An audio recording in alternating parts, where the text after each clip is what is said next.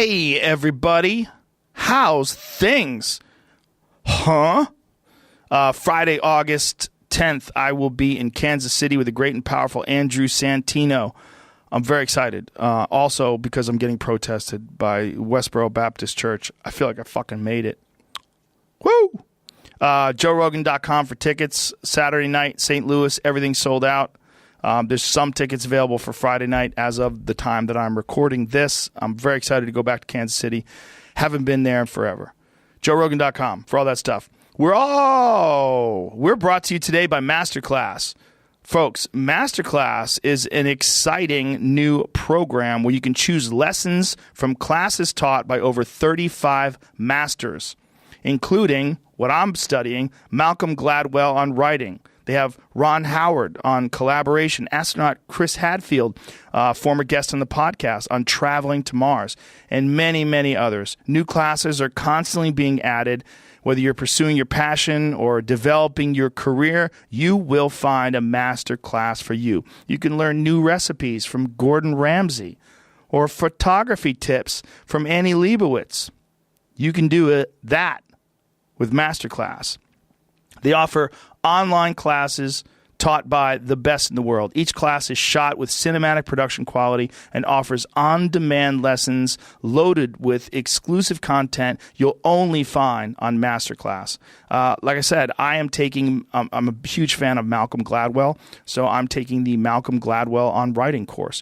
You, for a limited time, listeners of the Joe Rogan Experience podcast, can get a free 7-day trial at masterclass.com/Rogan. Learn from the best in the world at masterclass.com/Rogan. That's masterclass.com/Rogan. We're also brought to you by Rocket Mortgage from Quicken Loans. Ooh, America's premier home loan or home purchase lender. Let's talk about buying a house, folks. It can be one of the most important purchases you will ever make, but today's fluctuating interest rates can leave you with unexpected higher payments, which can turn a great experience into an anxious one. That's why Quicken Loans created their exclusive power buying process. And here's how it works.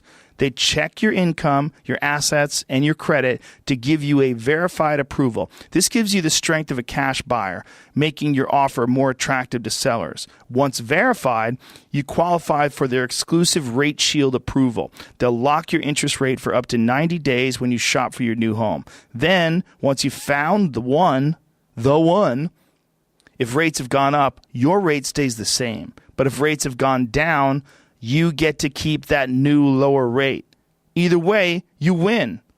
This is the kind of thinking that you'd expect from America's largest mortgage lender. To get started, go to rocketmortgage.com/Rogan. Rate Shield approval only valid on certain 30-year purchase transactions.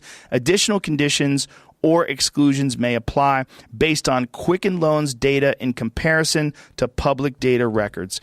Equal housing lender, licensed in all 50 states, NMLS, consumeraccess.org, number 3030. We are also brought to you by Mile 22. Mile 22 premieres in theaters next week, August 17th, in IMAX. That's where you want to see it. See it in IMAX and large format. Mile 22 showcases a new wave of combat cinema. And I've been hearing nothing but fantastic things about this movie from people that have previewed it. It's fast-paced, visceral, and puts the audience right into the action, unlike any other theater experience. Peter Berg, director of Lone Survivor, teams up again with Mark Wahlberg for a completely original action thrill ride, co-starring motherfucking Ronda Rousey. Woo!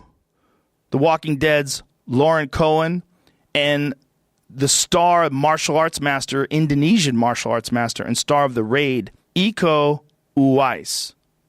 I think I'm saying his name right. Anyway, he's a bad motherfucker. Iko's unique, raw, penchat silat fighting style pairs perfectly with established action stars Wahlberg and Rousey. Wahlberg plays the leader of an elite special ops team called Overwatch, and the team's sole purpose is to complete their assigned mission at any cost. As described in the movie, the mission is first, last, and everything in between. Mark Wahlberg's character is an intense, smart, and complex human being, and he has a depth that you don't see in traditional action hero roles. It comes out August 17th.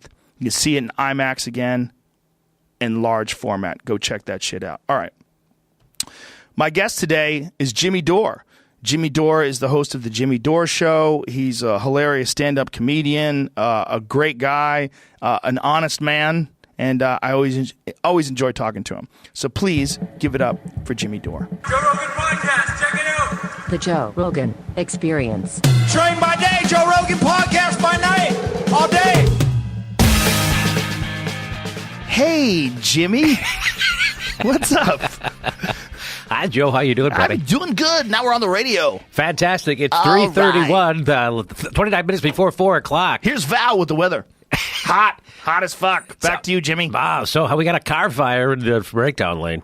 So you were getting emotional in the green room listening to Henry Rollins talk about Putin. You're about to quote Chomsky. Yes. So what was that? I just caught the end of it. I went in the green room, and everybody loves Henry Rollins, right? And except Henry. That's why he's so good.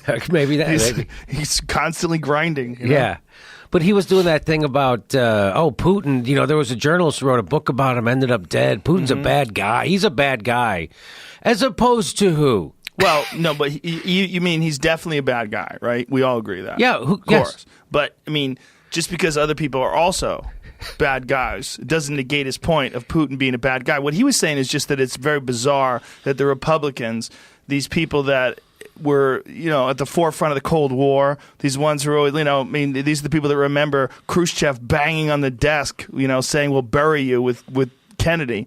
And these people are now, they're whitewashing Putin. They're essentially, trying to paint out Putin to be a good guy because Trump is in this position where he's trying to be friends with this guy. So, here's the quote I wanted to send you. Right. Please. So that whole thing, if Nuremberg laws were applied, then every post-war American president would have been hanged, says Noam Chomsky. Putin kills journalists. We just torture ours.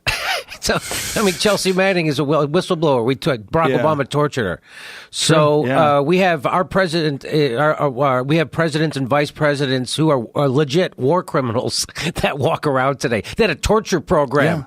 Yeah. Okay, so Barack Obama got a peace prize, and then he had a kill list. A peace prize winner with a kill list, a drone kill list. Would you keep the kill list next to the peace prize? Where do you keep those two things? Are they anyway? So this not only that, some of the people that were killed were American citizens with no due process. And so nobody has a problem with Trump being buddies with Benjamin Netanyahu, who is a psychopathic maniac who shoots with precision medics who are trying to help people and nurses and journalists, by the way. But some Israeli troops have done that. Israeli troops do that. That's a really depressing thing. I had Abby Martin on, and she sort of illuminated that whole situation. I mean, I really didn't know how bad it was, nor did she until she went over there. Right. And, just experiencing what it's like. It's crazy that people that went through the Holocaust, that realized the cost of dehumanizing an entire race of people, now are capable, at least some of them are capable of doing that to the Palestinians. Yeah, it's kind of mind-blowing. So to hear, and I have friends who do that. Everyone's doing this, right? Everyone's getting caught up in this hysteria. That's why there's a word called hysteria, because it happens, and we're in one. And, what I like is what Noam Chomsky said about this Russia hysteria that's happening. He said, if you care about effects on our pristine elections, which he said very sarcastically, he said, if you care about what's affecting our pristine elections, the Russia gate is the last place I would look. And the first place he would look, if you worried about foreign control of or influence on our government, he said he would look to Israel. They're the ones. Benjamin Netanyahu came here and addressed the joint session of Congress without the permission or invitation of the president. Remember when Obama was president, he did that? He did that. That's a guy coming here to tell our guys how to vote in direct defiance of our president, and everyone embraced him. Can you imagine if Putin did that? Putin came to America and addressed our joint session of Congress against the will of the president. So this idea idea that somehow because Putin is a bad guy, Trump shouldn't have a good friendship with him is BS.